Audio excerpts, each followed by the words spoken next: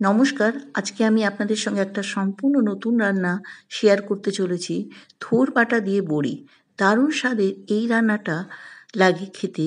থোড় বড়ি খাড়া আর খাড়া বড়ি থোড় শুনে এসছি, তার থেকে কিন্তু একদমই আলাদা। রান্নাটা করে দেখুন। আসুন রেসিপিটা প্রথম থেকে শেষ পর্যন্ত ফলো করুন। এখানে আমি থোড় আঁশ ছাড়িয়ে কুচিয়ে পরিষ্কার করে ধুয়ে জল ঝরিয়ে রেখেছি। এরপর একটা মিক্সিং জারে দিয়ে দিলাম কুচোনো থোড়টা, যেটাকে ধুয়ে জল ঝরিয়ে রেখেছিলাম।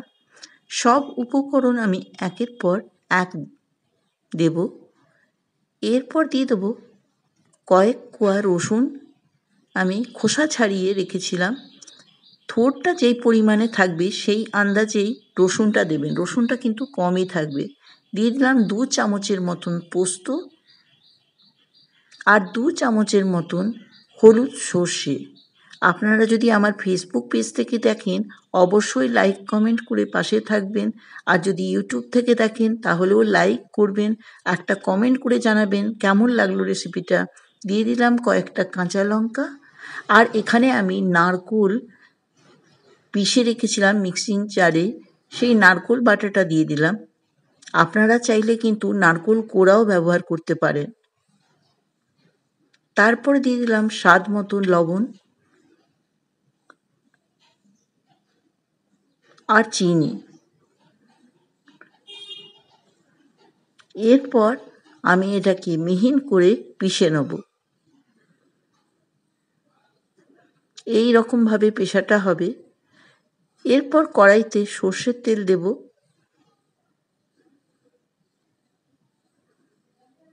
দিয়ে দিলাম 2টো চেরা, মাঝখান থেকে একটুখানি ফাটিয়ে নিয়েছিলাম শুকনো লঙ্কা, যেটাকে আমি একটু ভেজে তুলে রেখে নেব।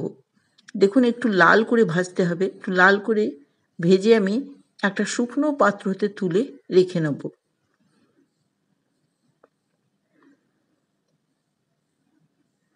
এই রান্নাটা ভাতের সঙ্গে খেলে কিন্তু আর কিছু লাগে না। প্রথম পাতে এই রান্নাটা অসাধারণ লাগে।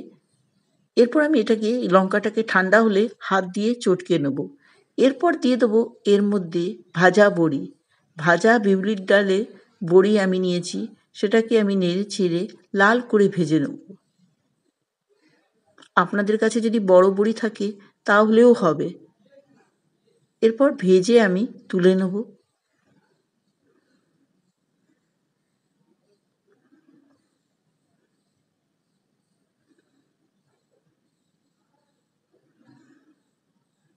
আপনাদের আমার রেসিপিগুলো কেমন লাগছে অবশ্যই কমেন্ট করে জানাবেন। আপনাদের যদি আমার থেকে কিছু জানার ইচ্ছে থাকে অবশ্যই বলবেন। আরও নতুন নতুন রেসিপি নিয়ে আপনাদের সঙ্গে শেয়ার করতে চলেছি। দিয়ে দিলাম কয়েকটা কারি পাতা। কারি পাতাটাকে দিয়ে কিন্তু সাবধানে দিতে হবে, না তো ভীষণ ছেটে। এরপর দিয়ে দিলাম থোড় বাটাটা, যেটাকে আমি পিষে রেখেছিলাম সেই থোড় বাটাটা। এরপর আমি একটু তেলের সঙ্গে কষে নেব, নেড়ে চেড়ে নেবো, ভালো করে নেড়ে চেড়ে নেবো।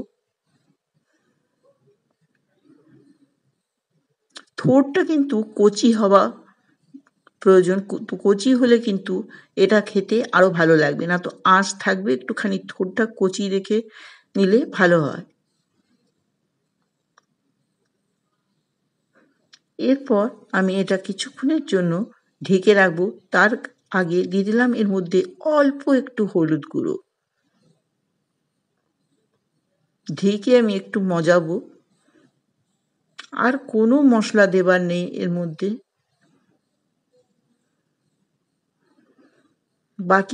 বাকি রান্নাটা আমি পরে দেখাচ্ছি। ঢেকে আমি 10 মিনিট ছেড়ে দিয়েছিলাম। 10 মিনিট পর দেখুন ঢাকনা খুললাম, বেশ ভালো মজে এসছে। এরপর দিয়ে দিলাম ভাজা বড়ি। আপনারা চাইলে কিন্তু তক্ষুনিও নেড়ে চেড়ে নিতে পারেন, কেন কি বেশি কিছুক্ষণ করার নেই। এরপর দিয়ে দিলাম এর মধ্যে অল্প একটু নারকোল বাটা, আমি বাঁচিয়ে রেখেছিলাম সেই নারকোল বাটাটা। ভাজা বড়িটা দেবার পর আমি কিন্তু বেশিক্ষণ নাড়বো না, এটা কুরকুরে ভাবটা থাকবে এই রান্নাটাতে। এটাই হচ্ছে আর নারকোল বাটাটাও লাস্টে দেব। গ্যাসটা অফ করে দিয়েছি। এরপর আমি নেড়ে চেড়ে ভালো করে মিশিয়ে নেব বড়ি, ভাজা বড়িটা। আপনাদের কাছে বড় বড়ি থাকলেও হাত দিয়ে একটু ভেঙে দিয়ে দেবেন, তাহলেও হবে। নেড়ে চেড়ে নেব। এরপর যে শুকনো লঙ্কাটা ভেজে রেখেছিলাম, সেই শুকনো লঙ্কাটা দিয়ে দিলাম ভাজা হাত দিয়ে চটকে। এই সময় এটা দিতে হবে। রান্না কিন্তু আমার শেষের দিকে। আমার হয়ে গেল থোড় বাটা দিয়ে বড়ি। কেমন লাগলো এই রেসিপিটা? একদমই নতুন না? অবশ্যই বানান। আমার আজকের রেসিপি দেখার জন্য অনেক ধন্যবাদ। ভালো থাকবেন। নতুন রান্না নিয়ে